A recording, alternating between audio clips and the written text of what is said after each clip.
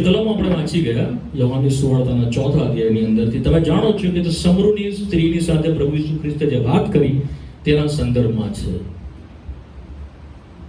આજ સવારે આ વચન વાંચવાના માટે, જો કે ભજનનો દિવસ છે, આજે કયો દિવસ છે?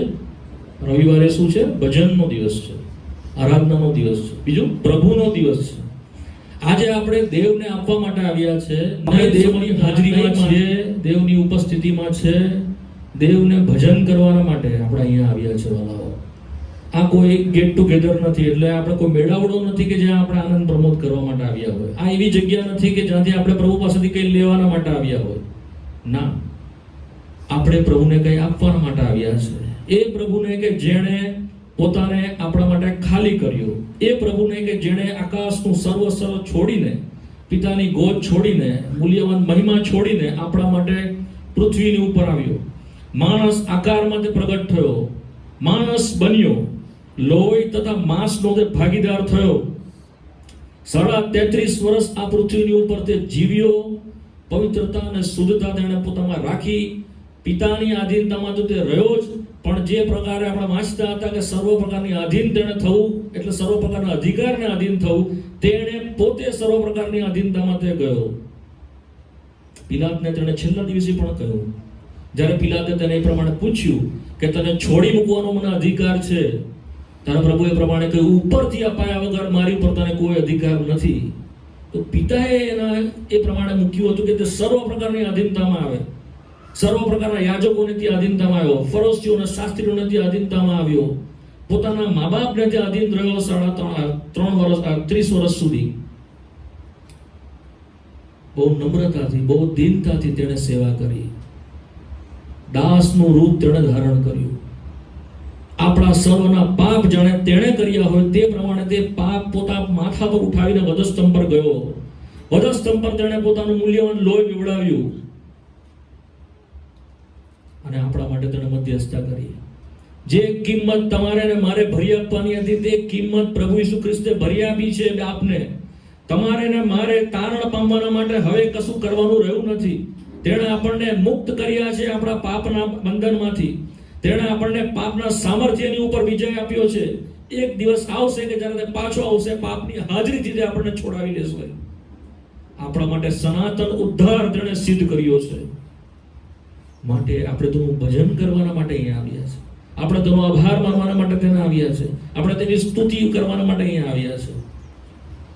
શક્ય છે કે તમે પ્રભુનો આભાર માનતા હો, કારણ કે તેણે તમને સાજાપણું આપ્યું છે, તેણે તમને નોકરી આપી, તેણે તમારો ભૂતકાળ હતો ભયંકર હતો, પણ એમાં તમને સારી અવસ્થામાં લાવ્યા, તમારી ખેતીમાં સારું ઉત્પાદન આપ્યું, તમને સારી સારી વસ્તુઓ આપી, તમારા નોકરીમાં, કામકાજમાં, બાળકોમાં, બધામાં પ્રભુએ તમને સહાય કરી.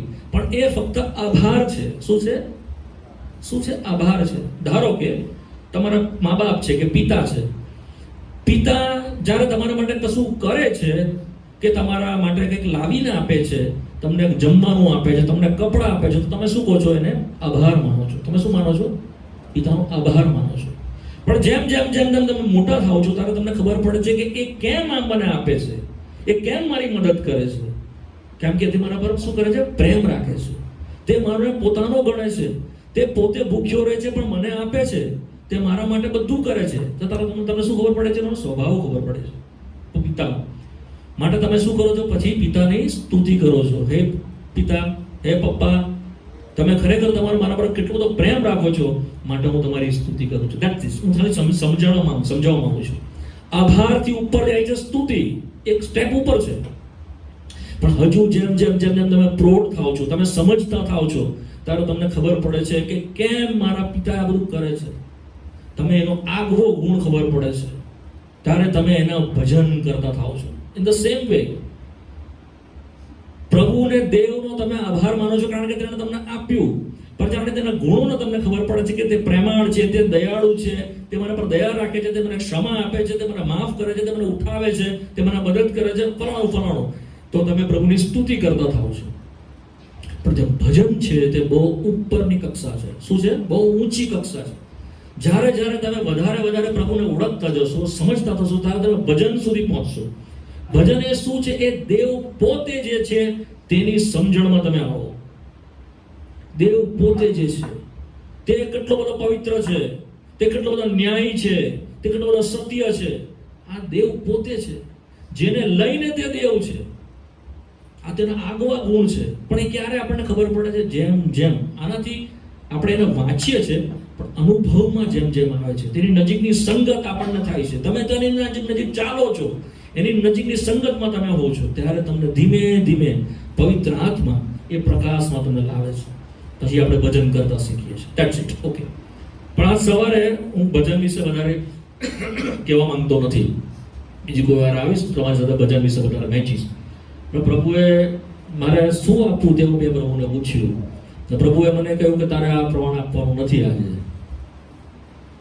શું વાંચીએ છીએ આપણે? જો યોહાનની સુવાર્તામાં 4થા અધ્યાયની અંદર, યોહાનની સુવાર્તા તેના 4થા અધ્યાયની અંદર તેણે પ્રભુ એને એમ કહ્યું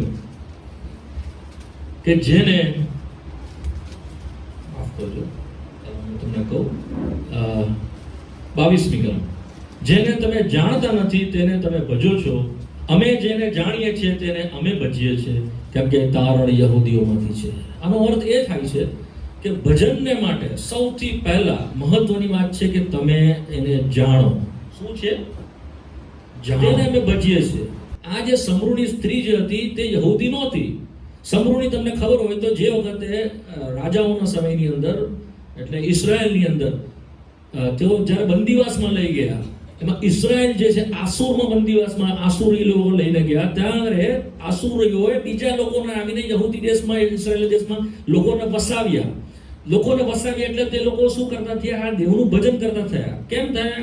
કારણ કે તેઓ પર બહુ બધી આપદાઓ પડી, મુશ્કેલી પડી, પ્રશ્નો પડ્યા. હું એના હિસ્ટ્રીમાં જવા નથી માંગતો હમણાં. પણ તેના કારણે તેઓ લોકો યહૂદી તો નહોતા, પણ રીત શીખી ગયા. શું કર્યું? રીત. પ્રભુનું ભજન કેવી રીતે કરવું? કારણ કે રાજા એમને કીધું કે તમે એ દેવની પ્રમાણે કરો, એ દેવની જે વેદી છે એ પ્રમાણે દેવનું અર્પણ કરો, એ દેવ જે પ્રમાણે ભજન માંગે છે એ પ્રમાણે ભજન કરો, તો તમે બચી જશો, નહીં તો તમે નાશ થઈ જશો. માટે આ સમૃદ્ધિ લોકો નકલ કરતા શીખી ગયા. તો યહૂદી નહોતા, પણ એ ભયના કારણે કે અમારે પર આશીષ આવશે નહીં, અમારી પર શ્રાપ આવશે, અમે અહીંયાથી નાશ થઈ જઈશું, તો બચવાના માટે તેઓ એના જેવી નકલ કરતા થઈ ગયા. આ એ સમૃદ્ધિ સ્ત્રી છે. એ પેઢીમાંથી આવી, એ વંશાવાળીમાંથી આવી. તો તેથી કરીને સાચી ઓળખાણ તેને નહોતી. પ્રભુ તેને નકારી નતા કાઢતા, પ્રભુ એનું અપમાન કરવા નહોતા માંગતા, પણ એને સમજણ પ્રભુએ આપી કે તું હજુ જે દેવની વાત કરે છે કે આ પહાડ પર પ્રભુનું ભજન કરવું જોઈએ, પણ એ દેવને તો તું ઓળખતી છે નહીં. સૌથી પહેલા એ દેવની ઓળખાણમાં તમે આવો તો તમે એનું ભજન કરતા શીખશો. પહેલી વાત પ્રભુ એને કહી. પછી પ્રભુએ બીજી વાત તેને કહી કે આત્માથી અને સત્યતાથી જેઓ તેનું ભજન કરશે તેઓને બાપ ઈચ્છે છે. કેમ? કારણ કે દેવ કોણ છે? શું વાંચ્યું આપણે? દેવ કોણ છે? દેવ આત્મા છે. માટે જેઓ તેનું ભજન કરે છે તેઓ આત્માથી તથા સત્યતાથી ભજન કરે છે. આ સ્ત્રી આ વાત બહુ સ્પષ્ટપણે સમજી નહીં એ સમયે, પણ આ વાત પ્રભુએ કોઈ બીજા સાથે પણ વહેંચી. જો યોહાનની સુવાર્તા તેનો 3જો અધ્યાય આવો. આજ સવારે પ્રભુએ આના ઉપર મને કહેવાના માટે પ્રભુએ બોજ આપ્યો છે, હું તમારી સાથે વહેંચું છું. આપણે યોહાનની સુવાર્તા તેનો 3જો અધ્યાય 1 થી 15 કલમ ઝડપથી વાંચી જઈશું, જેથી તમને ખબર પડે શું વાત છે. પહેલી કલમ વાંચીશ, બીજી કલમ તમે વાંચજો. નિકોદેમસ નામે ફરીસીઓમાંનો એક જણ હતો, તે યહૂદીઓનો અધિકારી હતો.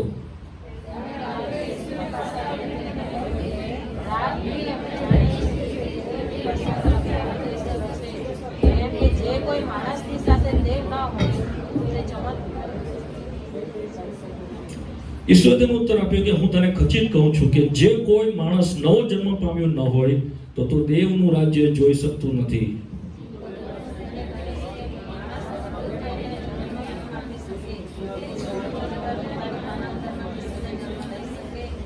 ઈશ્વરે ઉત્તર આપ્યો કે હું તને ખચિત કહું છું કે જો કોઈ માણસ પાણીથી તથા આત્માથી જન્મ્યું ન હોય તો દેવના રાજ્યમાં જઈ શકતું નથી.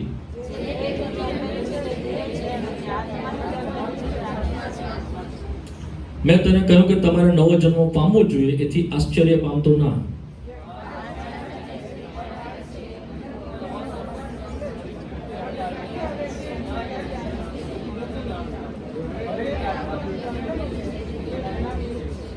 નિકોદેમસે તેનો ઉત્તર આપ્યો કે આ વાતો કેમ બની શકે?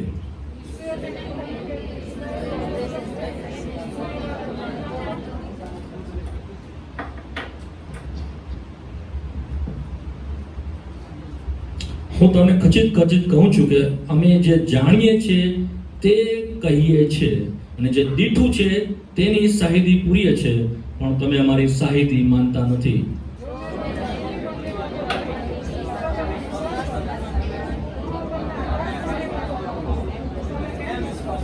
આકાશમાંથી ઉતરેલો માણસનો દીકરો જે આકાશમાં છે તે વિના આકાશમાં કોઈ નથી ચડ્યું.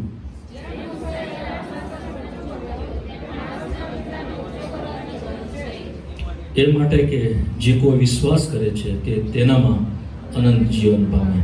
અહીંયા એક નિકોદેમસ કરીને બહુ મોટો પ્રભુનો દેવનો ભક્ત હતો, ઉપદેશક હતો, ફરોશી હતો, સાઈનિન્દ્રનો સભ્ય હતો. તે પ્રભુ ઈસુ ખ્રિસ્ત પાસે રાત્રે આવે છે, અડધી રાતે. અને અડધી રાતે તે આવીને એમ પ્રભુને એમ પૂછે છે, બે વાત તે પ્રભુને કરે છે. પ્રભુ, અમે જાણીએ છીએ કે તું દેવની પાસેથી આવ્યો છે, પહેલી વાત. બીજી વાત એ પ્રમાણે કહે છે કે દેવ તારી સાથે છે. કઈ વાત એને કરી? પહેલી, તું દેવની પાસેથી આવેલો છે. બીજું, દેવ તારી સાથે છે. એ અમે જાણીએ છીએ. કેમ? કારણ કે જે ચમત્કાર તું કરે છે તે જો દેવ તારી સાથે ન હોય તો તું કરી શકે નહીં. આ તેની સમજણ હતી. તેણે આવીને કહ્યું, હે ઉપદેશક. આજ સવારે વાલાઓ કઈ સમજણની સાથે આપણે આવ્યા છે? આપણે એમ કહીએ છીએ કે અમે પ્રભુ તારું ભજન કરવાના માટે આવ્યા છે. પ્રભુએ તે સમયે એમ પ્રમાણે કહ્યું કે જે કોઈ તેને ઓળખતું નથી અથવા તેને જાણતું નથી તે તેનું ભજન કરી શકતું નથી. પહેલી વાત. બીજી વાત, જો તે આત્મા અને સત્યતાથી પ્રભુનું ભજન કરતું નથી, ભજન સ્વીકાર્ય નથી. ત્રીજી વાત કે તમે એને કઈ રીતે એને કેટલું ઓળખો છો? જાણો તો છો. સમૂહની સ્ત્રીને કહ્યું કે તમે જાણતા જ નથી, પણ હું વિશ્વાસ કરું છું કે તમે અહીંયા બેઠા છો, તમે એને ઓળખો છો. પણ એ ઓળખો છો કેટલું? આ શું નિકોદેમસની જેટલું તમે તેને ઓળખો છો? નિકોદેમસ કેટલું ઓળખતો હતો પ્રભુ ઈસુને? કેટલું? પ્રભુ તરીકે ઓળખતો હતો, દેવ તરીકે ઓળખતો હતો. તેણે આવીને એટલું જ કહ્યું કે દેવ તારી સાથે છે. બીજું, તું દેવ પાસેથી આવ્યો છે. કારણ કે જે ચમત્કારો તું કરે છે તે ચમત્કારો દેવ તારી સાથે ન હોય તો તું કરી નહીં શકે. શું કેવળ તમારા માટે તે ચમત્કાર કરનાર પ્રભુ છે? આજ સવારે આ બે સ્થિતિ તમે સમજો છો વાલો? તમારા માટે જો ફક્ત એટલું હોય કે ઈસુ ખ્રિસ્ત એ દેવ પાસેથી આવ્યો, ઠીક. ઈસુ ખ્રિસ્ત એ દેવ તેની સાથે છે, ઠીક. ઈસુ ખ્રિસ્ત ખાલી ચમત્કારો કરશે તમારા માટે. આટલો મોટો ફરોશી, બહુ જ્ઞાની, મોટો ઉપદેશક આટલી જ બાબત તે સમજતો હતો. આજે આપણે કેટલું તેને સમજીએ છીએ, કેટલું તેને ઓળખીએ છીએ? આજ સવારે પ્રશ્ન છે. જો તમે તેનું ભજન કરવા આવ્યા છો તો પ્રભુએ એના આ જે એને કહ્યું ઉપદેશક તરીકે એની વાતનો સીધો જવાબ આપ્યો નહીં. તમે આગળ વાંચશો, શું વાંચો છો? ત્રીજી કલમમાં તરત પ્રભુએ શું જવાબ તેને આપ્યો? વાંચો ભાઈ.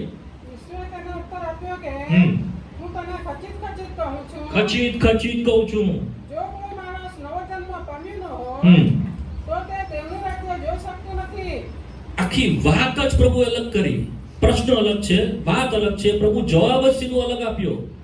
હું તને ખચિત કહું છું, જો તું નવો જન્મ પામ્યો ન હોય, જો કોઈ માણસ નવો જન્મ પામ્યો ન હોય તો એ દેવનું રાજ્ય જોઈ શકતો નથી. આ વચન પ્રભુ તમારી સાથે વહેંચવા માટે સવાર આપ્યું.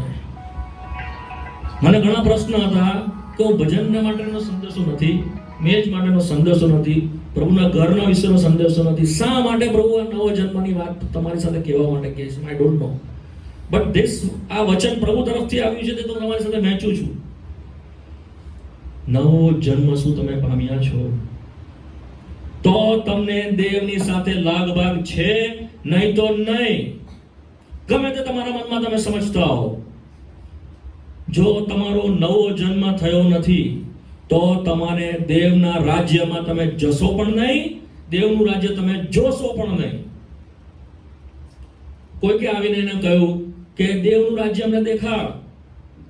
પ્રભુએ તરત કહ્યું કે દેવનું રાજ્ય દેખાતી રીતે આવતું નથી, પણ એ તો તમારામાં છે. એનો અર્થ નવા દેવના રાજ્યનો જે ઉદ્ભવ છે તે તમારા મનમાં થવો જોઈએ. તે છે દેવનું રાજ્ય જોવું. સૌથી પહેલું દેવનું રાજ્ય જોવાના માટે તમારે નવો જન્મ પામવો પડશે. તમારામાંથી કેટલાએ આ શબ્દ પહેલી વાર સાંભળ્યો છે? નવો જન્મ સાંભળ્યો છે કે નહીં સાંભળ્યો? હા કે ના? કોણ નથી સાંભળ્યો? હાથ ઊંચો કરો. નવો જન્મ પહેલી વાર તમે સાંભળો છો કે સાંભળ્યું છે? આગળ સાંભળ્યું છે? પ્રભુની સ્તુતિ કરો. કેટલા જણા નવો જન્મ પામ્યા છે? હાથ ઊંચો કરો. નવો જન્મ કેટલા જણા પામ્યા છે? તો પ્રભુની સ્તુતિ કરો. હવે તમને સીધો પ્રશ્ન, નવો જન્મ એટલે શું? આ નહીં સમજ્યો, આ નહીં સમજ્યો. હું કેવી રીતે મારા ગર્ભમાં બેસીને ફરીથી જન્મ લઉં? આ પ્રશ્ન કરે છે ને તે આગળ કે છે કે કેવી રીતે બની શકે? કેવી રીતે બની શકે કે માણસ ફરીવાર જન્મે? જે કોઈ આ પૃથ્વી પર જન્મ્યું છે તેણે 2 વખત જન્મ લેવાનો છે, 1 વખત મરવાનું છે. એક છે તેનો દૈહિક જન્મ કે જે મા બાપથી થાય છે, એ બધા જ જન્મ્યા છે. પણ દરેક માણસના માટે જે પૃથ્વી પર આવ્યું છે તેના માટે આવશ્યક છે કે તેનો બીજી વાર જન્મ થાય. બીજી વાર જન્મ કેવી રીતે થાય? આત્મિક રીતે. સમજ્યા? આત્મિક રીતે તેનો જન્મ થાય.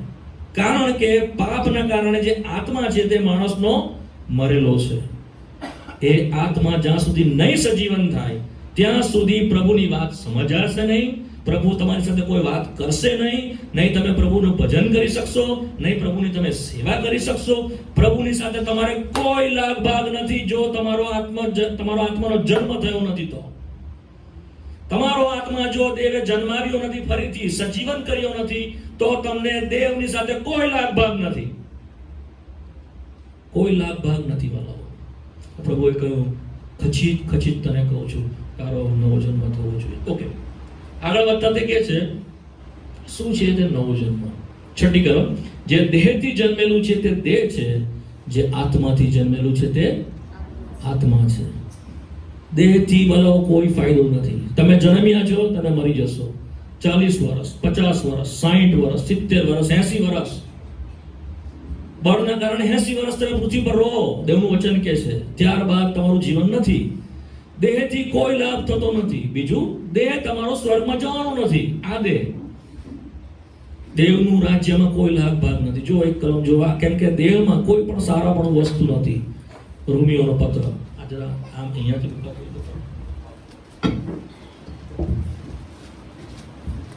હેલો, રોમિયોનો પત્ર તેનો 7મો અધ્યાય, Romans chapter 7, રોમિયોનો પત્ર તેનો 7મો અધ્યાય.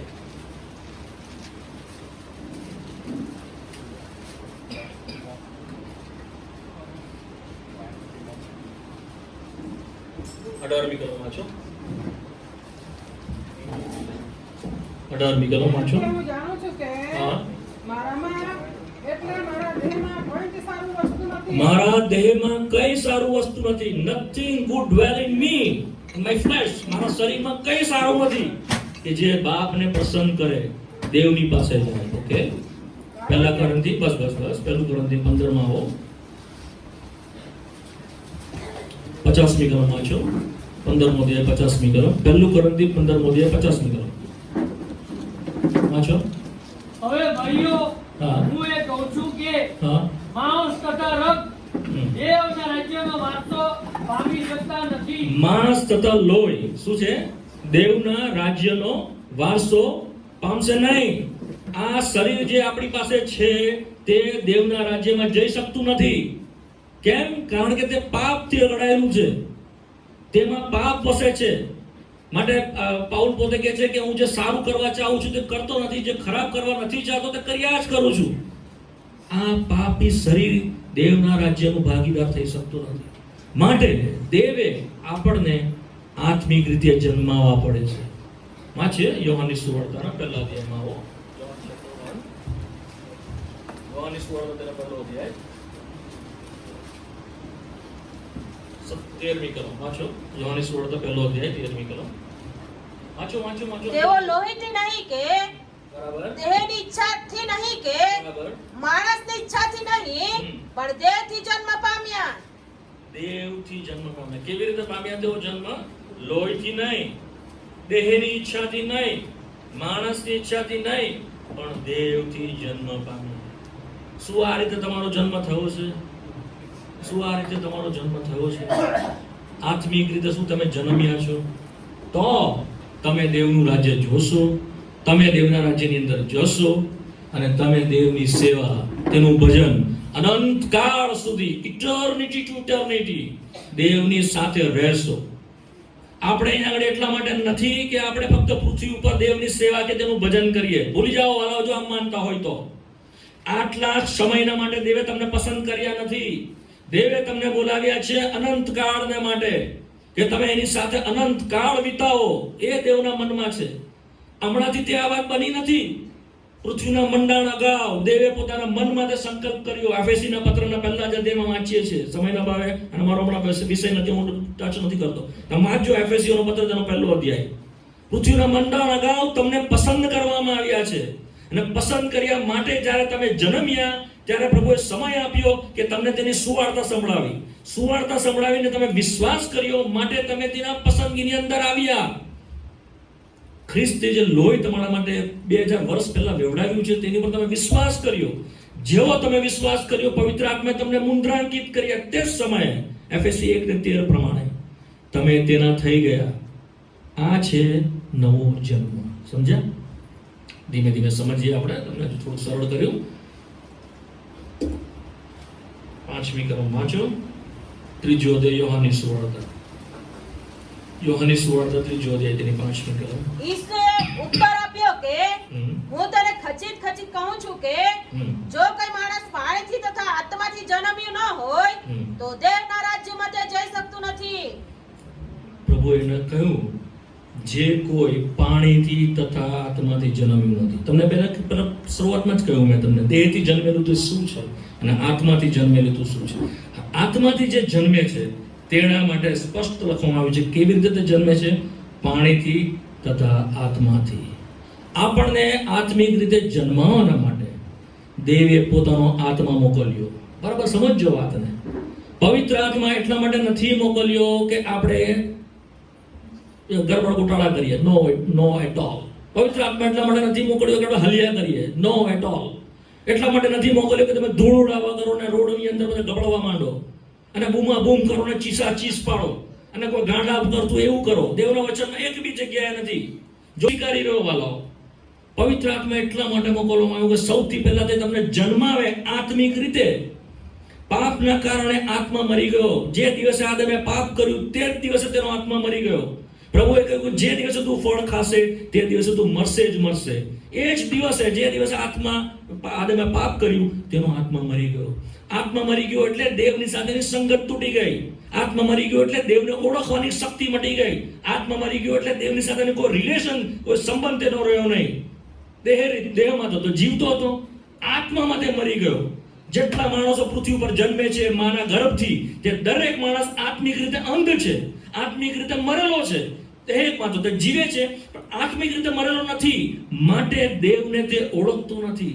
માટે તેણે પોતાના માણસોએ પોતાના ગજવાના વિચારો કાઢ્યા. દેવ આવો છે, દેવ તેવો છે. પોતાની રીતે તેઓ મૂર્તિઓ બનાવી દીધી, પોતાની રીતે તેઓ પ્રતિમાઓ બનાવી દીધી. દેવ આવો હશે. કેમ? કારણ કે તે દેવને ઓળખતા નહોતા, દેવને જાણતા નહોતા, દેવની સભાનતામાં નહોતા. તે કેટલો પવિત્ર છે, તે કેવો મહિમાવાન છે. તેઓએ દેવનો ગૌરવ, દેવનો મહિમા તેઓ બદલી નાખ્યો. માણસના આકારના તેઓએ મૂર્તિ બનાવી. મહિમાનો પ્રભુ સમજની બહાર. તેના વર્ષોની સંખ્યા નથી. આપણી સમજ શક્તિમાં આવે એવો નહીં, એવો પરમેશ્વર દે છે. તેના કામોને તમે જુઓ, આકાશોને તમે જુઓ, પૃથ્વીને તમે જુઓ, જે વસ્તુ તેણે ઉત્પન્ન કરી તમે તેને જુઓ, જળચર પક્ષીઓને તમે જુઓ, પ્રાણીઓને તમે જુઓ, માણસને બનાવ્યું જ્ઞાન તમે જુઓ.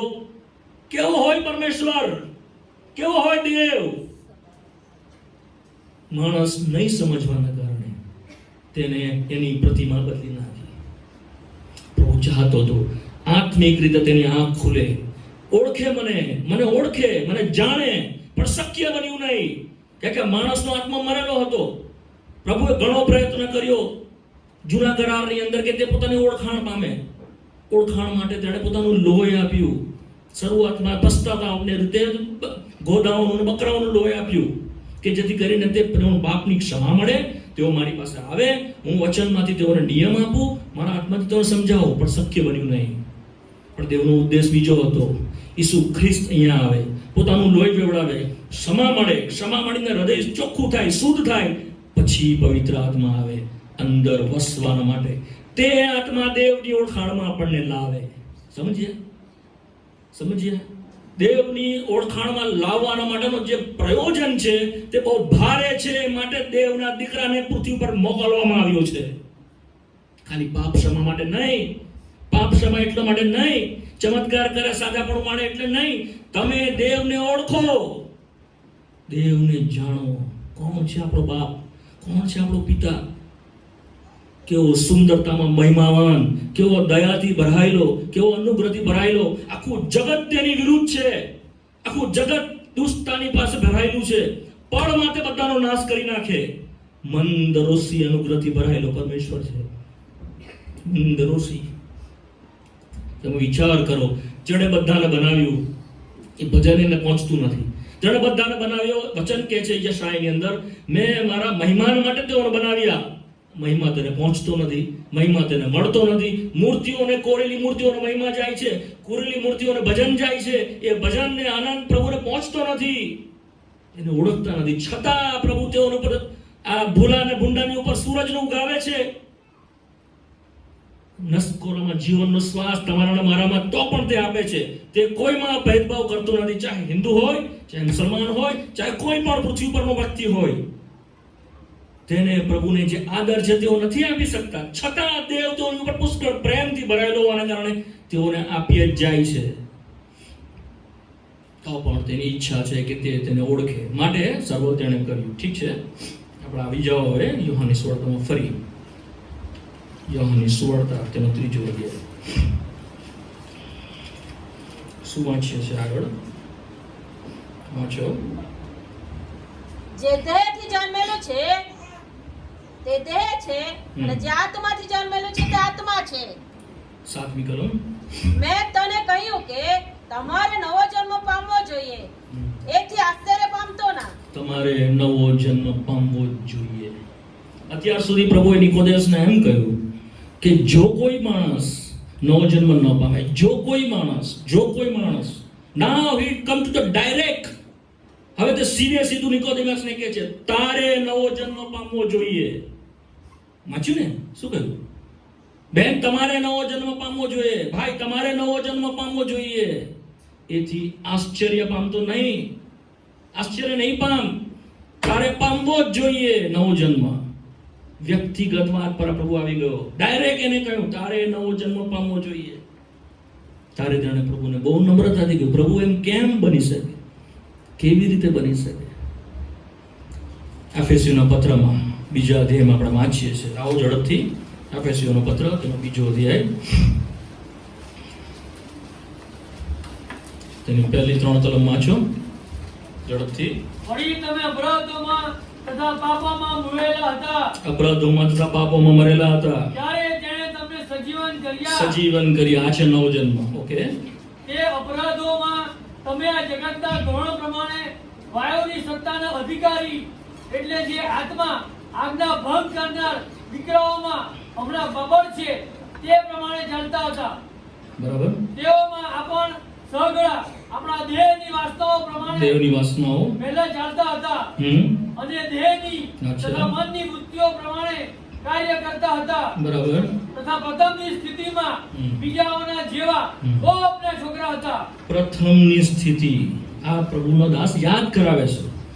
પ્રભુની સ્તુતિ થાવજો, તમારામાંથી ઘણા બધા નવો જન્મ પામ્યા છે. પણ સ્ટીલ આજે પણ દેવની મંડળીની અંદર લોકો નવા જન્મમાં અધિકારમાં નથી. હજુ પણ મરણ તેઓમાં રાજ કરે છે, હજુ પણ તેઓ મરેલા છે. પ્રકટીકરણનું પુસ્તક તેનો 3 અધ્યાય જેની પહેલી કલમ.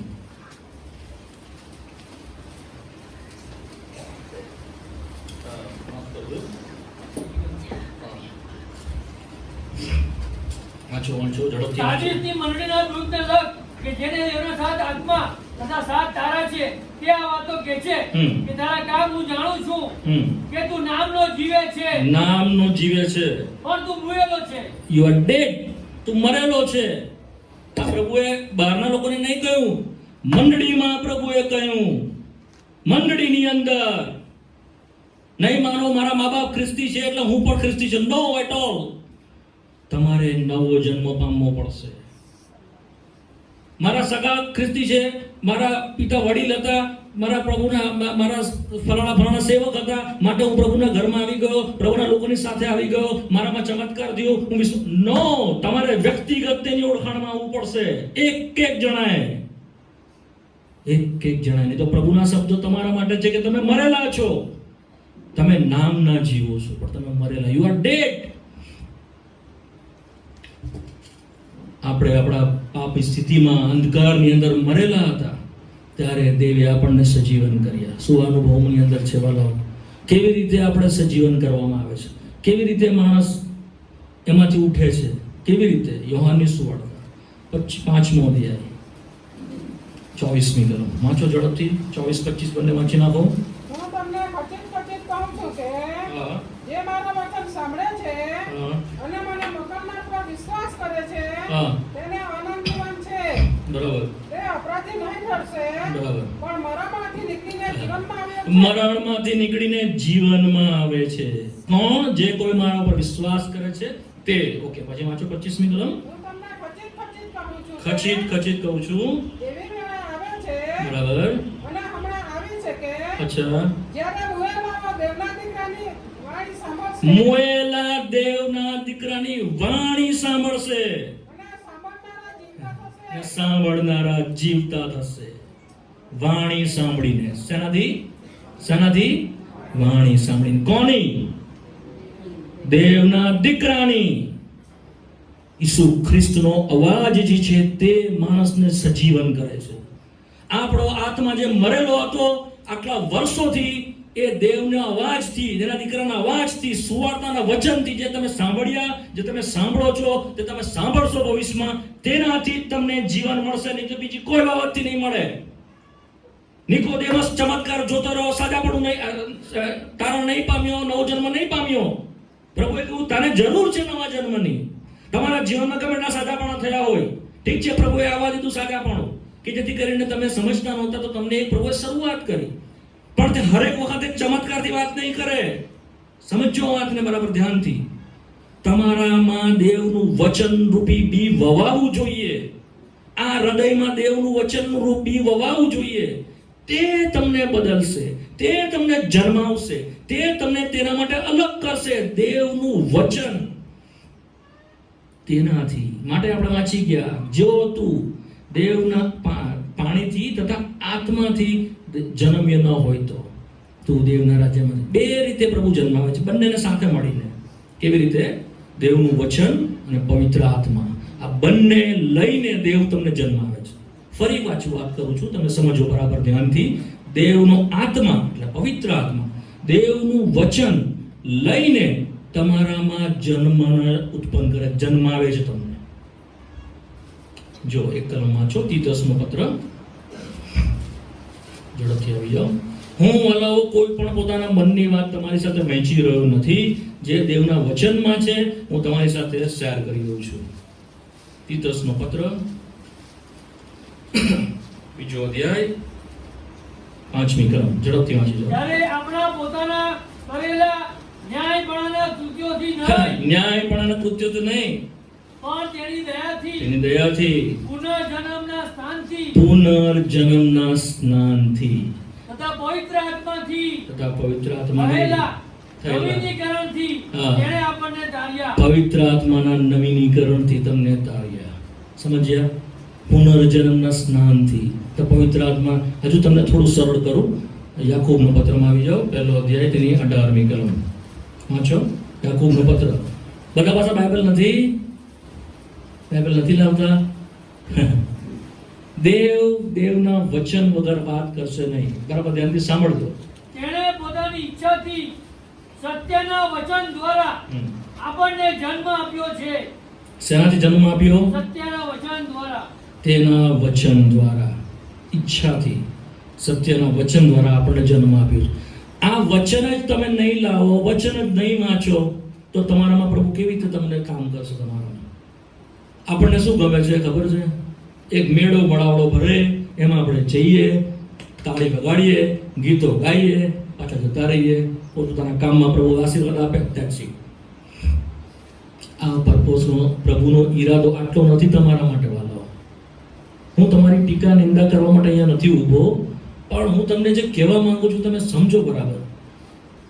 તમારામાંથી ઘણા બધાને આ વાત બરાબર સમજવાની જરૂર છે. જો દેવનું વચન તમે લઈને નહીં આવો, શા માટે નથી લાવતા? આની કિંમત હજારો રૂપિયા છે. કેટલા રૂપિયાનું આવે છે? 100 રૂપિયા, 150 રૂપિયા. આપણા કપડાની કિંમત કેટલી હોય છે? હજાર રૂપિયાના આપણે કપડાં પહેરીએ છીએ. શા માટે દેવનું વચન નથી લાવતા? ઊંચકોમાં શરમ લાગે છે, શરમ આવે છે આપણને દેવનું વચન. જેઓની પાસે દેવનું વચન નથી તેઓ પ્રભુથી શરમાય છે, પ્રભુ તરફથી કોઈ આશીષ પામશે નહીં. દેવના વચનના અધિકારથી તમને કહું છું. આજે ઘણા લોકો મોબાઈલની અંદર દેવનું વચન રાખે છે. નો,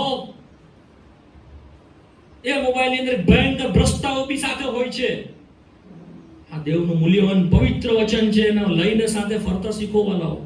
શરમાઓ નહીં આને લઈને. આમાંથી દેવ તમારી સાથે વાત કરશે. કલ્પનામાં વાત નહીં કરે, સપનામાં વાત નહીં કરે. મારા કાનમાં કોઈ આવીને મને બોલી ગયું, આત્માએ બોલી. નો, બધું રોંગ ડોક્ટ્રીન છે, ખોટું શિક્ષણ છે, દેવના વચનની વિરુદ્ધ છે. કોઈ વાર તમારી સાથે આવીશ તો બધું તમને ડિટેલમાં સમજાવીશ. ખોટું શિક્ષણ આખા સાઉથ ગુજરાતમાં સાતાને ફેલાવી નાખ્યું છે, બહુ ચાલાકીથી. દેવનો વચનથી દેવ તમારી સાથે વાત કરશે. જો એક કલમ વાંચી લો, હિબ્રુનો પત્ર તેનો પહેલો અધ્યાય. હિબ્રુનો પત્ર તેનો પહેલો અધ્યાય, પહેલી 2 કલમ ઝડપથી વાંચી નાખો. પ્રાચીન કાળમાં પ્રબોધકો દ્વારા આપણા પૂર્વજોની સાથે દેવ અનેક વાર તથા અનેક પ્રકારે બોલ્યો. હા, પ્રાચીન કાળમાં પ્રબોધકો દ્વારા બોલ્યો, જૂના કાળમાં આપણા પૂર્વજોની સાથે. કે આ છેલ્લા સમયમાં, આ છેલ્લા સમયમાં પુત્ર કે જેણે સંઘાનો વારસ ઠરાવ્યો, અને વળી જેના વડે જેણે જગતોને ઉત્પન્ન કર્યા, તે દ્વારા આપણી સાથે બોલ્યો. તે દ્વારા બોલે છે દેવ, પોતાના દીકરા દ્વારા, એટલે કે શબ્દ દ્વારા. શબ્દ એટલે દેવનું વચન. આનાથી પ્રભુ વાત કરે છે. બીજી કોઈ રીતે વાત નહીં કરશે તમને, કોઈ રીતે વાત નહીં કરશે. તમારા ઘરે પણ ઘૂંટણ પર જાઓ, પ્રાર્થના કરો, પ્રાર્થના સાથે દેવનું વચન વાંચો. નહીં સમજ પડે તો બી વાંચો. આ સમજવાના માટે બાઇબલ કોલેજમાં જવાની જરૂર નથી. આ સમજવાના માટે કોઈ તમને આવીને મોટા મોટા ઉપદેશો શીખવાડશે. નો, પવિત્ર આત્મા એટલા માટે આપ્યો છે કે તે તમને સર્વ સત્યમાં દોરશે. કયા સત્યમાં? એના અજવાળાના સત્યમાં તે દોરશે. શરૂઆતના સમયમાં જૂના કરારની અંદર દેવની ઈચ્છા શોધવા માટે ઉર્રીમ અને તુમ્મીમ હતા. શું હતા? આ 2 પથ્થર હતા, ઉર્રીમ અને તુમ્મીમ. આ 2 પથ્થરથી યાજકો એને શું કરતા કે જેથી દેવની ઈચ્છા તેઓને ખબર પડતી. આજ સુધી ખબર નહીં પડી કે એ શું કરતા હતા. આજ સુધી નથી ખબર. 2 પથ્થર હતા યાજકની પાસે, પ્રમુખ યાજકની પાસે, ઉર્રીમ અને તુમ્મીમ. શું નામ હતું? ઉર્રીમને. ઊંઘ આવે છે તમને લોકોને? તો બંધ કરીએ. ગીતો ગાવું છે. ઉર્રીમ ને તુમ્મીમ હતા, જેનાથી તેઓ પ્રભુની ઈચ્છા શોધતા હતા. આજના સમયમાં એ ઉર્રીમ ને તુમ્મીમ શું છે? એનું અજવાળું અને એની સત્યતા. એ છે ઉર્રીમ ને તુમ્મીમ. સત્યતા એ એના આત્માની મારફતે આપણને સત્યમાં દોરી જવા માટે આવે છે, પણ એનું અજવાળું ને સત્યતા શેમાં છે? દેવના વચનમાં છે. તારું વચન સત્ય છે, સત્યથી તેઓને પવિત્ર કર. તારું વચન સત્ય છે, આમાંથી જ તે આપણને શુદ્ધ કરશે. તારું વચન અજવાળું છે, તે મારા પગોનું સારું દીવારૂપ, મારા માર્ગનું સારું અજવાળું છે. ગીત શાસ્ત્ર 119. આપણા માર્ગોને માટે કયા માર્ગે મારે ચાલવું, ક્યાં મારે જવું, કોની સાથે મળવું, કેવી રીતે પ્રભુની સ્તુતિ કરવી, પ્રભુના માટે કેવી રીતે જીવવું, એ આપણને શુદ્ધ કોણ કરે છે? દેવનું વચન. જ્યારે અહીંયાથી પ્રચાર કરવામાં આવે છે, દેવના વચનમાંથી પ્રચાર થવો જોઈએ. નહીં કે મારે પોતાના મગજથી, નહીં કે મારી કલ્પનાઓથી, મારી આવડતથી, મારા પાસે બહુ સારું છે શીખવાનું. સારું શિક્ષણ દેવના મંડળીને જરૂર નથી. ફરી કહું છું, માનવીય જ્ઞાનનું સારું શિક્ષણ દેવના ઘરને માટે, મંડળીને માટે જરૂર નથી. દેવના મંડળીની અંદર દેવનું વચન અપાવવું જોઈએ. પિત્તરનો પત્ર વાંચો ઝડપથી વાંચી લો. મારો વિષય બીજો છે, પણ હું બીજા વિષય પર પહોંચી ગયો છું.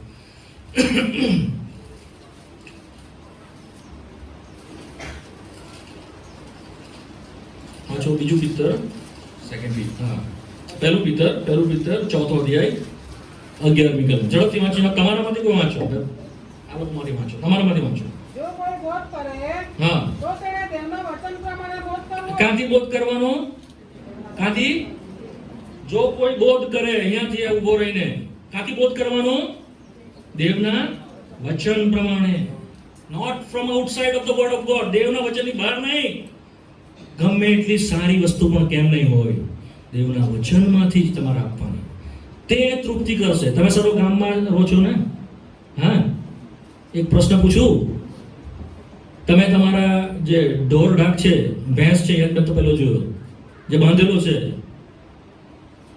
તે તમારું તોડીને ક્યારે ભાગી જશે? ક્યારે ભાગી જાય? એને બાંધો છો ને તમે, તેમ છતાં જો બાંધેલો છે છતાં બી તોડીને ભાગી જાય. ક્યારે ભાગી જાય? ક્યારે ભાગી જાય? સિમ્પલ ને. તમે ખાવાનું નહીં આપો તો, તમે જો ચારો નહીં નાખો 2 દિવસ 3 દિવસ, ચા પેલા તો લાત મારશે, દૂધ નહીં આપે, પછી શું કરશે? ભાગી જશે. ગમે એટલું બાંધીને તમે મૂકેલો, ગમે એટલું બાંધીને મૂકો, તોડીને જતું રહેશે. ખોરાક છે તેનો. This is our food. આપણો ખોરાક છે. જો આ તમને નહીં આપવામાં આવે વાલાઓ, તમે મરી જશો આત્મિક રીતે. જ્યારે આત્મિક માણસ જન્મે છે ત્યારે આ જોઈશું આપણે, જો પ્રભુની ઈચ્છા છે તો. ચલો ફરીથી ઝડપથી એની અંદર આવી જાઓ. તો તમને દેવના આત્માથી જન્મ આવે છે, દેવનું વચન તમારામાં મૂકવામાં આવે છે અને તે તમને જન્મ આપે છે. લુકની સુવાર્તા તેનો 8મો અધ્યાય, લુક ચેપ્ટર 8. લુકની સુવાર્તા 8મો અધ્યાય, ઝડપથી આવી જાઓ અને ત્યાં આગળ 15મી કલમ વાંચો.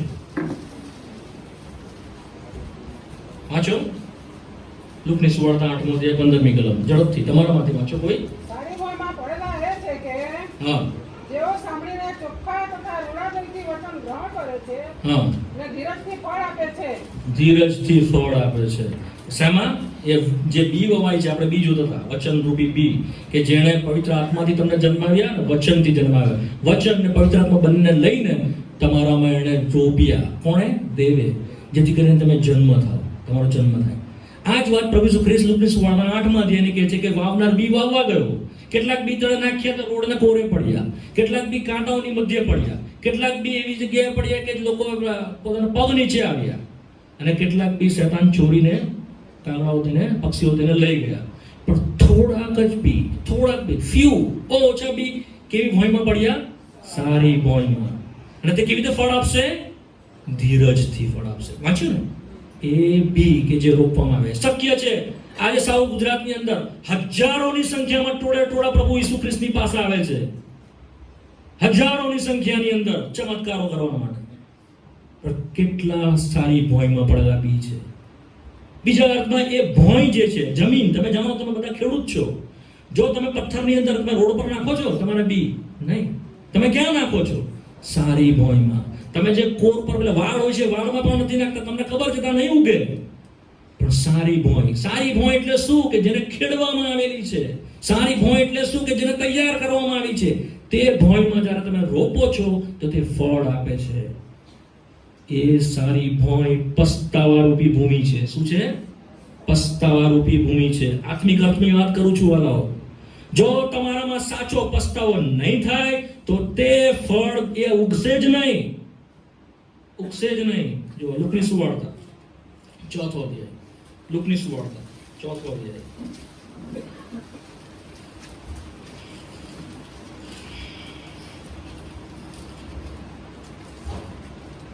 માફ કરજો, 3જો અધ્યાય 8મી કલમ. વાંચો લુકની સુવાર્તા 3જો અધ્યાય 8મી કલમ. વાંચો. પસ્તાવો કરનારને શોભે એવા ફળ ઉપજાવો. ફળ તારે લાગશે જ્યારે પસ્તાવો સાચો હશે. એ ભોંય કેવી છે? પસ્તાવાવાળી ભોંય છે. નહીં તો ફળ નહીં લાગે. આજે આપણે કહીએ છીએ પસ્તાવો મેં કર્યો છે. કોઈક મને કહેતું હતું એ મીટિંગ દરમિયાન, પેલી જે મીટિંગો થઈ એની અંદર, કે અમને તો ખરેખર એવું લાગ્યું જ નહીં કે કોઈ પસ્તાવો કર્યો. જ્યારે મીટિંગ ચાલુ હોય, પ્રભુના દાસ પ્રભુનું વચન આપતા હોય, લોકો રડ્યા કરે, ઓ અહીંયા પડે, અહીંયા માથું ફાડે, અહીંયાથી નીચે ધડમ મગરીને પડી જાય. શું એ પસ્તાવો છે? શું એ પસ્તાવો છે? દરેક મીટિંગમાં તેઓ પોતાનો હાથ ઊંચો કરશે, દરેક મીટિંગમાં તારણ પામશે, દરેક મીટિંગમાં નવો જન્મ પામશે. શું એ સાચો પસ્તાવો હતો? તો શા માટે તે કન્વિક્ટ થયા નહીં? શા માટે ફર્યા નહીં? શા માટે જીવન બદલાયું નહીં?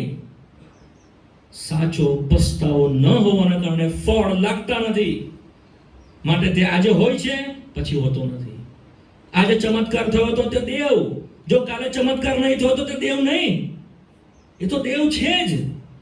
તમારા ચમત્કારની ઉપર તેનો દેવત્વનો આધાર નથી વાલાઓ. એ તો દેવ છે જ. અનાદિકાળથી અનંત કાળ સુધીનો દેવ છે.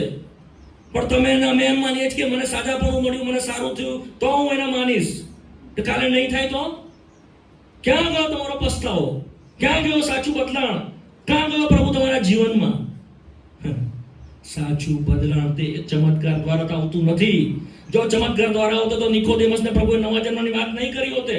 જો એ પ્રમાણે હોતે તો પ્રભુએ ઠોસ રીતે નહીં કીધું કે તારે નવો જન્મ પામવો જોઈએ.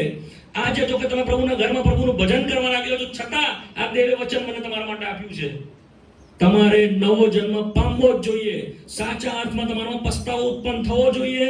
સાચી રીતે તમે બદલાયેલા હોવા જોઈએ. સાચી રીતે પ્રભુ ઈસુ ખ્રિસ્ત નવા જન્મની જેમ તમારો જન્મ લેવો જોઈએ. પ્રશ્ન એ છે, પસ્તાવો એટલે શું? શું રડવું? શું કકડવું? પોતાના પાપને માટે દુઃખી થવું? બાઇબલ શું કહે છે પસ્તાવાના વિશે? શું કહે છે? જ્યારે પિત્તરે 12 શિષ્યોની સાથે ઉભા થઈને પ્રચાર કર્યો પ્રેરિતોના કૃત્યના 2 અધ્યાયની અંદર, ત્યારે તેણે એ પ્રમાણે કહ્યું, પેલા લોકો કાયલ થયા. તેઓ કહ્યું, તમે પદસ્તંભ પર આપણા પ્રભુને મારી નાખ્યો, જેની તમે રાહ જોતા હતા. એ તો મશાયા હતો, મસીહ હતો, પણ તમે એને મારી નાખ્યો. તેઓ બધા કાયલ થયા, દુઃખી થયા. ભાઈઓ, અમારે શું કરવું જોઈએ? તેઓએ પૂછ્યું. પ્રભુ મિત્રે તેઓને કહ્યું, પસ્તાવો કરો અને પ્રભુ ઈસુ પર વિશ્વાસ કરો. શું કરો? પસ્તાવો કરો, પ્રભુ ઈસુ પર વિશ્વાસ કરો. પસ્તાવો એ શું છે? એની ટૂંકી વ્યાખ્યા જો તમને હું આપું તો પસ્તાવો એ છે કે મનનું બદલાણ. શું છે? મનનું ચેન્જ ઓફ યોર માઇન્ડ. ઇંગ્લિશમાં એ પ્રમાણે છે, તમારું મન બદલાવું જોઈએ. પ્રભુ આ પ્રમાણે કરતો તો હવે બસ, હવે નહીં. દારૂ પીતો તો પ્રભુ બસ, હવે નહીં. સિગરેટ પીતો તો પ્રભુ હવે બસ, હવે નહીં.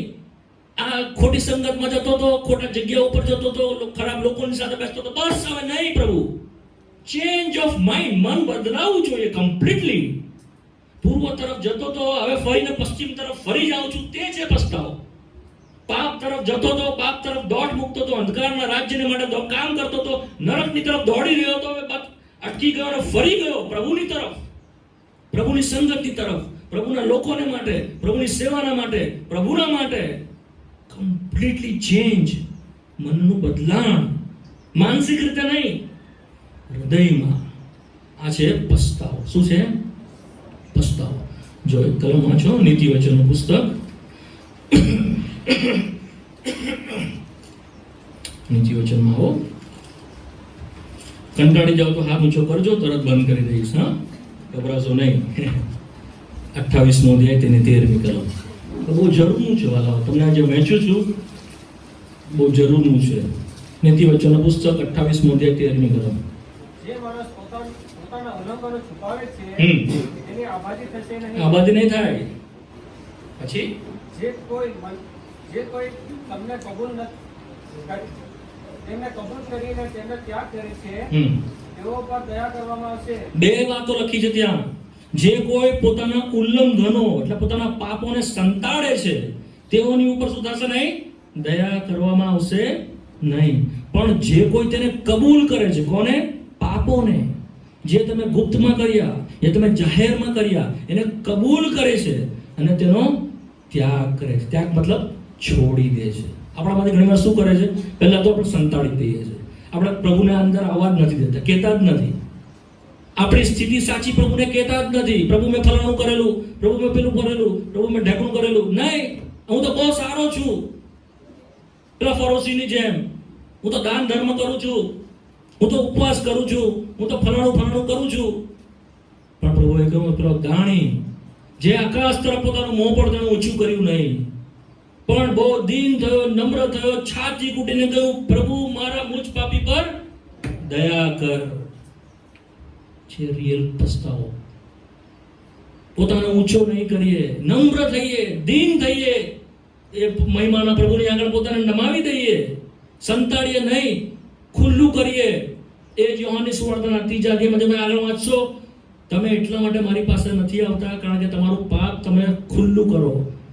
તેઓ અંધકારમાં અજવાળાની પાસે નથી આવતા, પણ તેઓ શું કરે છે? અંધારું પસંદ કરે છે કે સંતાઈ રહે.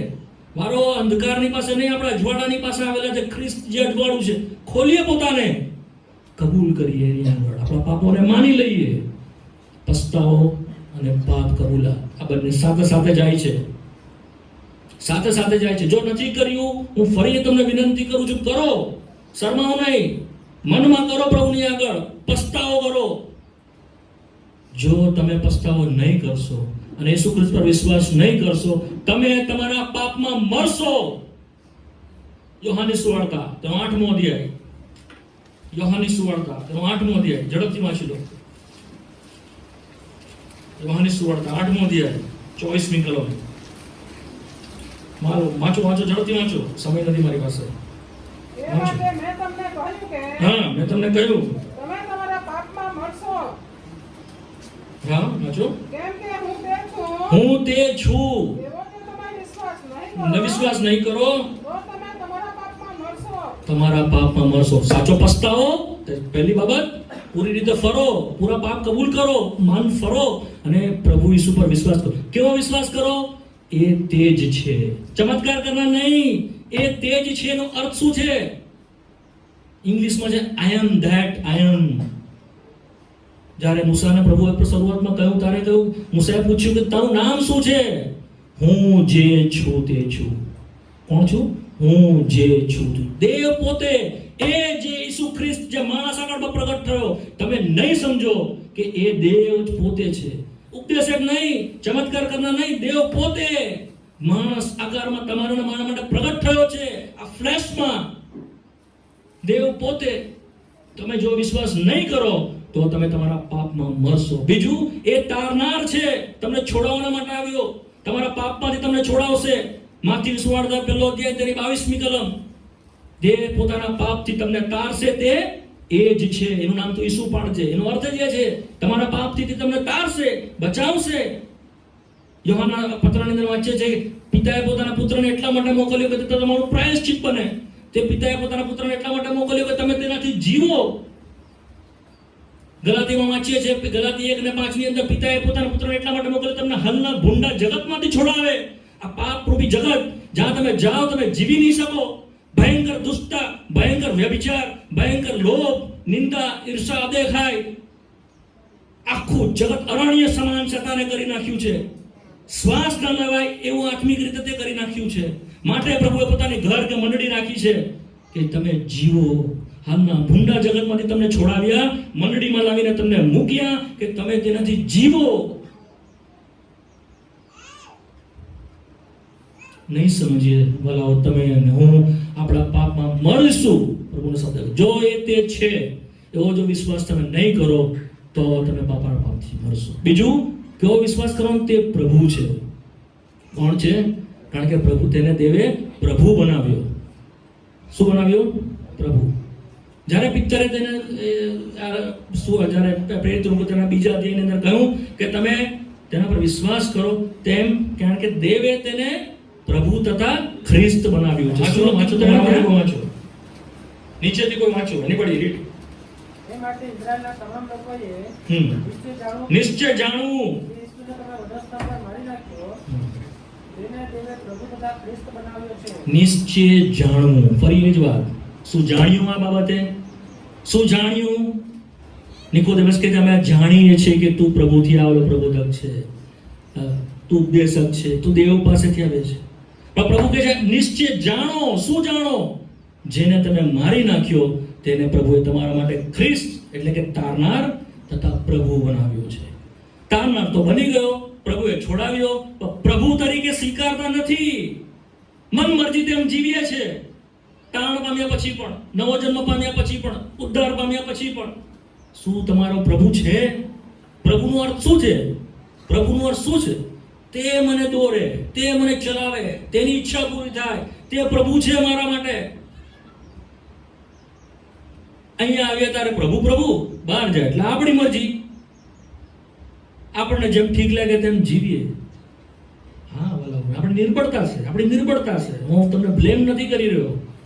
દરેક વિશ્વાસીની આ મુશ્કેલી છે, દરેક વિશ્વાસીની મુશ્કેલી. ચાહીએ તો છે પ્રભુની સેવા કરીએ, પ્રભુની સ્તુતિ કરીએ, પ્રભુના માટે જીવીએ, બીજાઓને સાક્ષી આપીએ, સારું, પણ થતું નથી આપણાથી. સાચી વાત ને? થતું નથી. પેલાની નિંદા નહીં કરવાની તો બી કરીએ જ, પેલાની કુટલી નહીં કરવાની તો બી કરીએ જ, પેલાની ઈર્ષા નહીં કરવાની કરીએ જ. વિશ્વાસીની વાત કરું છું, not talking of the world. જગતના લોકોની વાત નથી કરી રહ્યો, વિશ્વાસીની વાત કરી રહ્યો છું. કારણ કે પ્રભુ તમારો થયો નથી. તમારા હૃદયની ગાદી પર બી આજે તમે જ બેઠા છો, તે તમારો પ્રભુ થયો નથી. કરો એને પ્રભુ તરીકે જગ્યા આપો, તે તમારો પ્રભુ થયો છે. સોંપી દો બધું એને, તે તમને દોરશે, તે તમને ચલાવશે, તમારે ક્યાં જવું તે બતાવશે. એક વાત માટે તેને મોકલવામાં આવ્યો છે કે તે તમારામાં જીવે. તો ઊંડો વિષય છે, સબ્જેક્ટ છે. ખ્રિસ્ત તમારામાં જીવે. કોઈ આવીશ તમારી સાથે મેચીસ, હમણાં એને નથી હું ટચ કરવા માંગતો. તો જે આપણે જોઈ ગયા પસ્તાવો, ત્યારબાદ કબૂલાત, અને ત્યારબાદ તે તમારો પ્રભુ તથા તારનાર થાય, અને તારે તમારો નવો જન્મ થશે.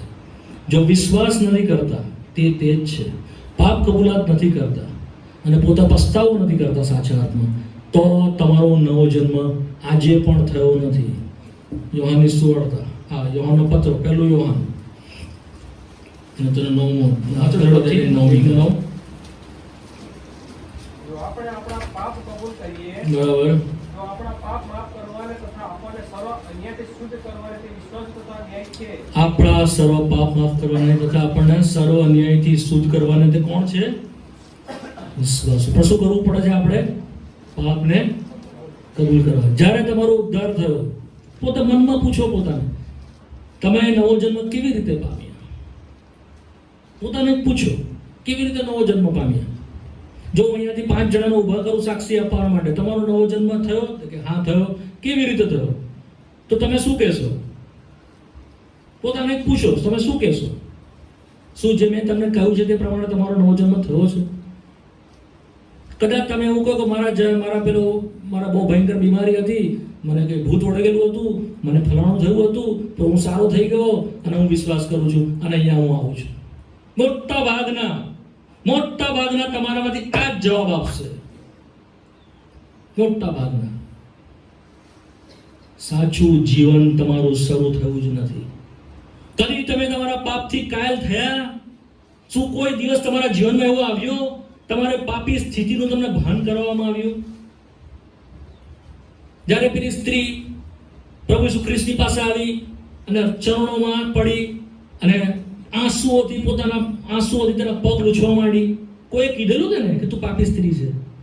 કોઈ કીધેલું કે ને?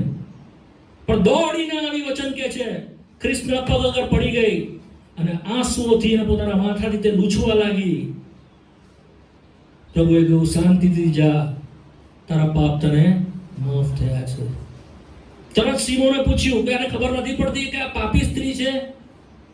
પ્રભુએ આ એક જ જવાબ આપ્યો, સિમોન, સિમોન, હું તારા ઘરે આવ્યો, તે મને પાણી આપ્યું નહીં, તે મારા પગ ધોવાને પાણી આપ્યું નહીં, તે મને ચુંબન કર્યું નહીં, પણ આ સ્ત્રી, હું જ્યારથી આવ્યો છું ત્યારથી તે મારા પગોને પોતાના આંસુઓથી લૂછે છે સતત. કેમ? એનું ઘણું પાપ હતું, તેને માફ થયા છે. તેટલા માટે તમે આ સભાન તમે કદી આવ્યા? તમારા પાપ માફ થયા છે? તમારા પર કોઈ દંડ આજ્ઞા નથી? હમણાં મરી જાઓ, દેવના રાજ્યની પાસે તમે હશો એવી ખાતરી છે? તો તમારો નવો જન્મ થયો છે. જો એ ખાતરી નથી, તમારા પાપ નથી માફ થયા, તો તમે જો હમણાં મરી જાઓ, દેવની પાસે નહીં જાઓ.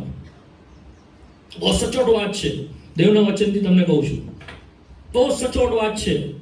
ચમત્કારો પર આધાર નહીં રાખો વાલો, ચમત્કારો પર આધાર નહીં રાખો, તમે ઠોકર ખાશો. જો યોહાનની સુવાર્તા 12મો અધ્યાય 37મી કલમ 38મી કલમ વાંચો. આટલા બધા ચમત્કારો તે તેઓના દેખતા કર્યા બરાબર. હતા, હમ. તો પણ તેઓએ તેના પર વિશ્વાસ કર્યો નહીં. સાંભળ્યો? ફરી વાંચો, જોરથી વાંચો. તેણે આટલા બધા ચમત્કારો તેઓના આટલા બધા ચમત્કારો કર્યા, કર્યા હતા, હા, તો પણ તેઓએ તેના પર વિશ્વાસ તો કર્યો પણ તેઓ વિશ્વાસ નહીં કર્યો. શું કામ નહીં કર્યો? વાંચો 38મી કલમ. જસાયા પ્રભુનું વચન પૂરું થાય કે હા, પ્રભુ, હા. અમને જે કહેવામાં આવ્યું છે, હા. કોણે માન્યું છે? કોણે માન્યું? અને પ્રભુનો બોજ કોની આગળ પ્રગટ થયેલો છે? ભુજ એટલે ખ્રિસ્ત કોની આગળ પ્રગટ થયો? જસાયા પ્રભુનું એ વચન પૂરું થાય, હા, માટે તેઓ વિશ્વાસ કરી શક્યા નહીં. વિશ્વાસ કરી શક્યા નહીં. સાંભળી લીધું? ચમત્કારો જોયા જ કરશો પણ ખબર જ નહીં પડે તમને. એકદમ પ્રભુ આવી જશે, અહીંયા જ રહી જશો તમે, નહીં ઉચકાઓ પ્રભુને મળવાના માટે.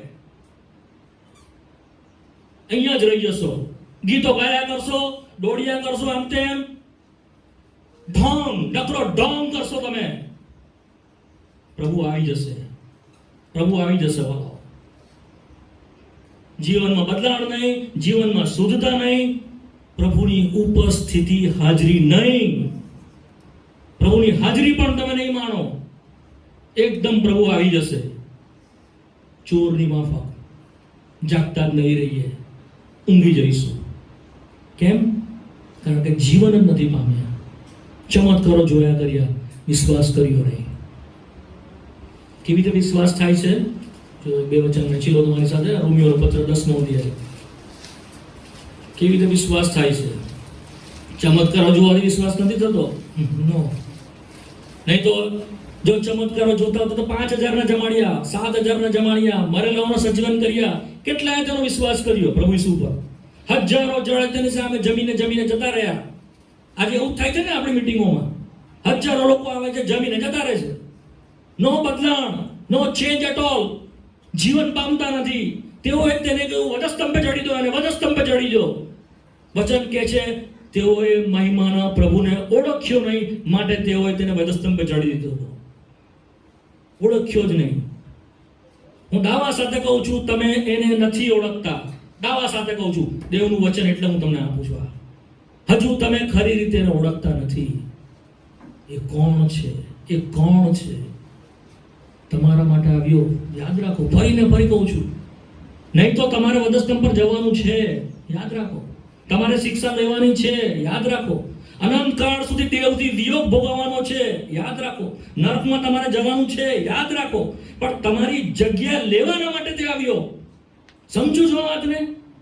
જે તમારે ભોગવવાનું હતું તે તમારી જગ્યા તેને લીધી છે ત્યાં વધસ્તંભ પર, અને એની જગ્યા તમને આપી છે. એટલા માટે તે આવ્યો છે. બોલો, સમજો છો?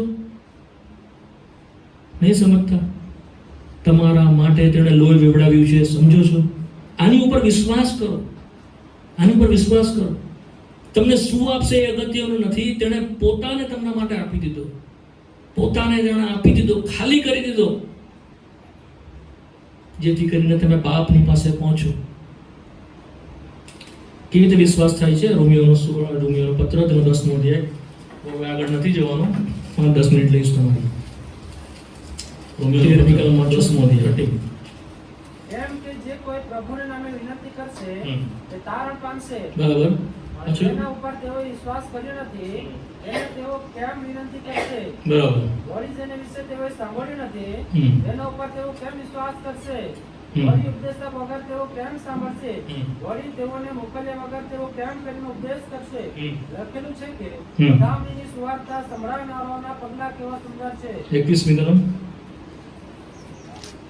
21મી કલમ. પણ ઇઝરાયલ વિશે તો તે કહે છે કે હમ. આખો દિવસ ન માનનારા તથા વિરોધ બોલનારા લોકો ભણીને મારા હાથ લાંબા કર્યા.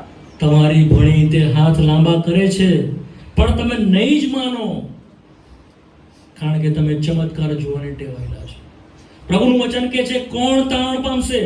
13મી કલમમાં શું વાંચ્યું? કોણ તારણ પામશે? કોણ તારણ પામશે? વાંચું, બોલો. વિનંતી કરશે તે. કોણ? શું વાંચ્યું?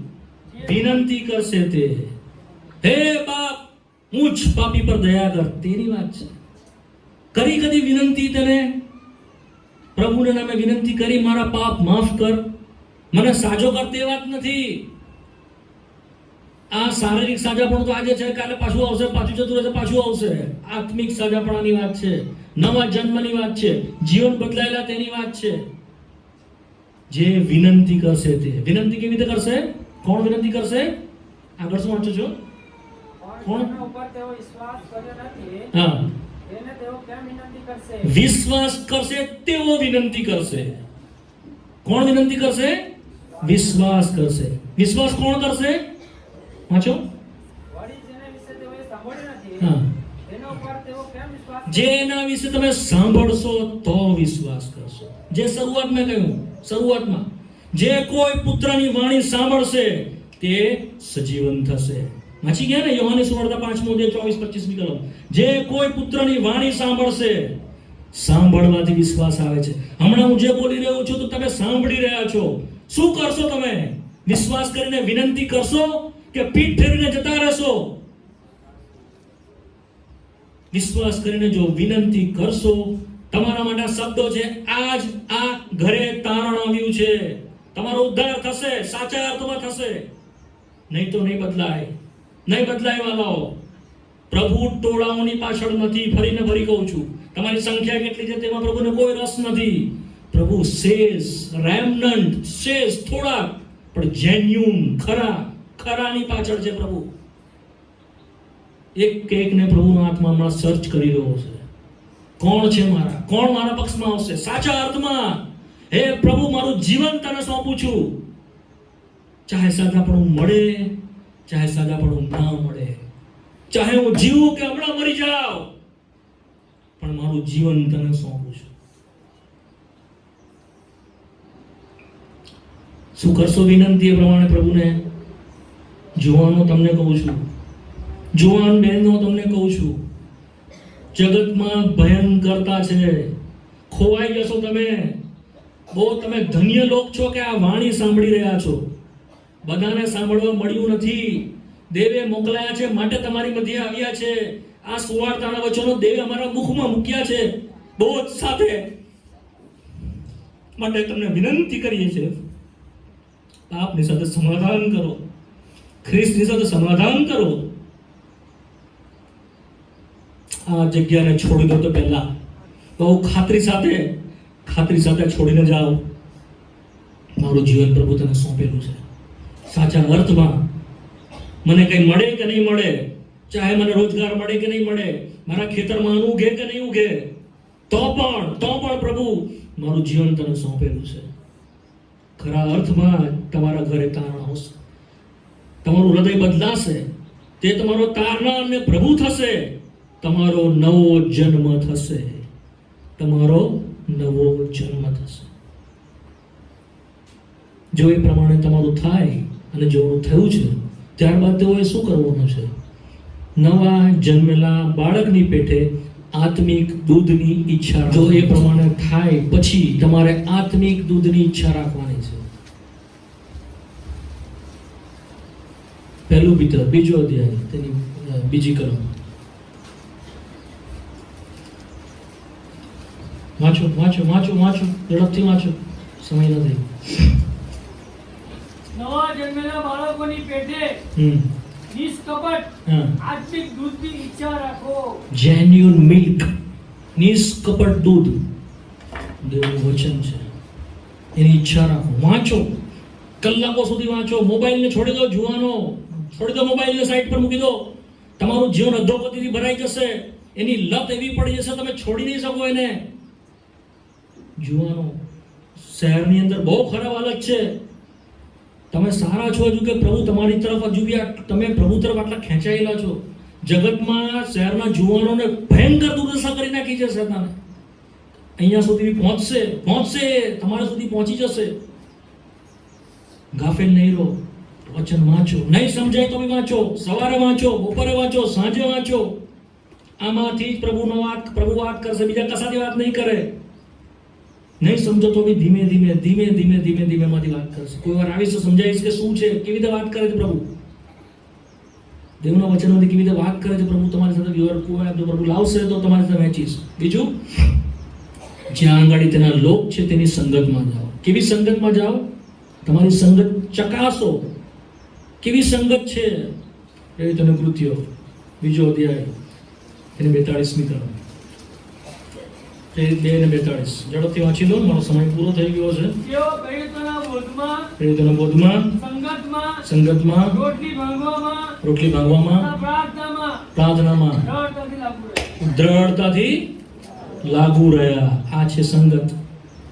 ત્યાં તમારું સિંચન થશે, ત્યાં તમારી કાળજી લેવાશે. આત્માની જે જન્મ્યો છે, નવો જન્મ પામ્યો છે, એને આત્મિક દૂધ આપવામાં આવશે. ત્યાં આગળ શું થશે? પ્રાર્થનામાં, રોટલી ભાંગવામાં. રોટલી ભાંગવી એટલે મેજ, જેમ પ્રભુના દાસ કહેતા હતા તે પ્રમાણે પ્રતિ રવિવારે હોવી જોઈએ. વચન પ્રમાણે પ્રેરિતોના કૃત્યોના 20મા અધ્યાયમાં લખવામાં આવ્યું છે તેઓ પ્રતિ અઠવાડિયે, દર અઠવાડિયે રોટલી ભાંગવા માટે ભેગા થતા હતા.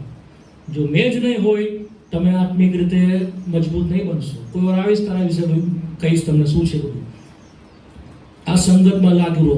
પણ એનાથી પહેલા 41મી કલમ, 41મી કલમ, 41મી કલમ. ત્યારે જેઓએ તેની વાત સ્વીકારી હા. તેઓ બપ્તિસ્મા પામ્યા. હા. અને તે જ દિવસે 3000 માણસ ઉમેરાયા. તેઓએ વાત સાંભળી, તેઓ શું કર્યા? બપ્તિસ્મા પામ્યા. જેવો નવો જન્મ પામે છે તરત બપ્તિસ્માની સાક્ષી આવે છે. આ 3000 માણસો હતા. સુવાર્તા સાંભળી પિત્તરની.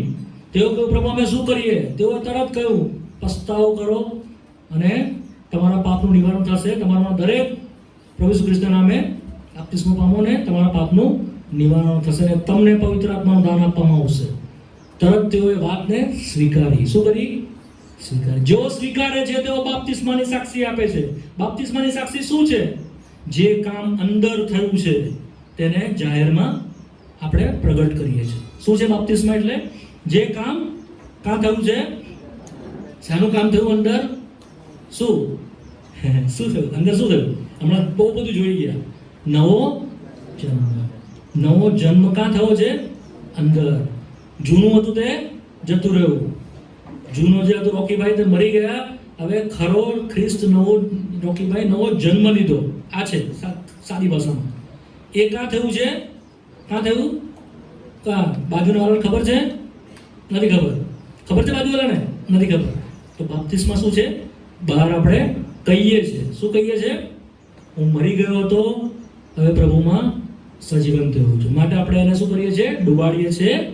એટલે શું બતાવીએ છીએ કે મરી ગયો, પાછો ઉઠાડીએ છીએ. એટલે શું બતાવીએ છીએ? ખ્રિસ્તમાં નવો જીવન પામ્યો, સજીવન થયો. આ છે બાપ્તિસ્મા. સાક્ષી છે. એ કોઈ રીતિ રિવાજ નથી, કોઈ એ વિધિ વિધાન નથી, કોઈ શું કહેવાય? શું કહેવાય? જનરલી બાપ્તિસ્મા શું કહેવાય? સંસ્કાર. બાપ્તિસ્માનો સંસ્કાર પાડીએ એવું કે છે ને, એ સંસ્કાર નથી, એ પાડવા નથી. એ તો સાક્ષી છે. જે અંદર થયું, મરી ગયો જૂનો, નવો જન્મ થયો, નવો જીવન આવ્યું, એ પ્રગટ કરે છે જાહેરમાં. કોને? શૈતાનને, સર્વ લોકને કે જગતને. માટે તેઓએ બાપ્તિસ્મા દ્વારા સાક્ષી આપી. ત્યારબાદ બીજી સાક્ષી શું છે? મેજ છે. શું છે સાક્ષી? મેજ. મેજ એટલે પ્રભુ ભોજન. એ છે બીજી સાક્ષી. તે સાક્ષી કેવી છે? આંતરિક સાક્ષી છે. ઇનવર્ડ ટેસ્ટિમની. પેલી બાહ્ય સાક્ષી છે, આ આંતરિક સાક્ષી છે. આ આપણે કોઈને બતાવવાનું નથી. આ આપણે એને પ્રભુની વચ્ચેની વાત છે. માટે જ પ્રભુ સાથે ઠીકઠાક કરીને મેજમાંથી ભાગ લેવાનું છે. કેવી રીતે લેવાનું છે મેજમાંથી ભાગ? ઠીકઠાક કરીને. ગમે તેમ જીવન હોય, પાપમાં પણ પ્રભુમાં પણ મેજમાંથી ભાગ લઈ શકતા નથી. જો લેશો, પ્રભુ તમને છોડશે નહીં. કોઈ વાર આવીશ તો મેજ ઉપર પણ કહીશ. મેજમાંથી બહુ ગંભીરતા સાથે પ્રભુની સાથે ઠીકઠાક કરીને એમાંથી ભાગ લેવાનો છે. આંતરિક સાક્ષી છે. એકબીજાને જોવા માટે નથી, બતાવવાની નથી કે હું બહુ સારો છું માટે ભાગ લઉં છું. નો. વ્યક્તિગત, કોઈને બહાર બતાવવાનું નથી. અંદર પ્રભુ સાથે કેવું ઠીકઠાક કરીને એમાંથી ભાગ. આ બે સાક્ષી છે. ત્યારબાદ તે લોકોને 2 ને 42માં પ્રભુએ સંગત આપી. બધું બહુ બધું છે. આની આગળ બીજી વાર કોઈ તમારી સાથે વહેંચીશું. પણ આજ પ્રભુ જે બોજ આપ્યો, જો ભજન કરવાના આવ્યા છો, આત્માથી ને સત્યતાથી ભજન થવું જોઈએ. આત્મા જો મરેલો હોય, પ્રભુનું ભજન કરી શકતો નથી. માટે આત્માને સજીવન કરવો પડે છે.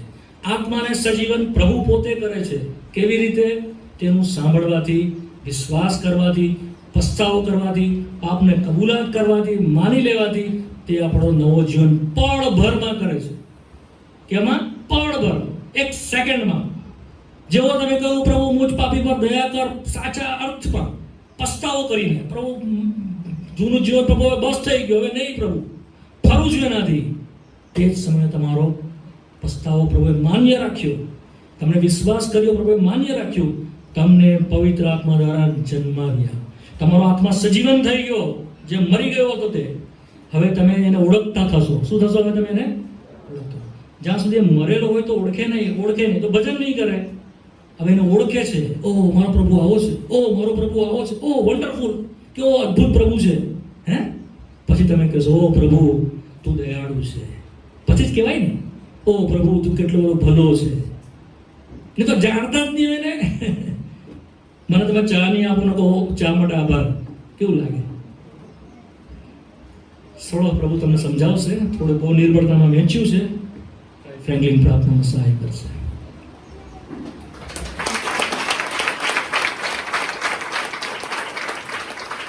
પ્રાર્થના કરીશું, નમીશું પોતાની આગળ.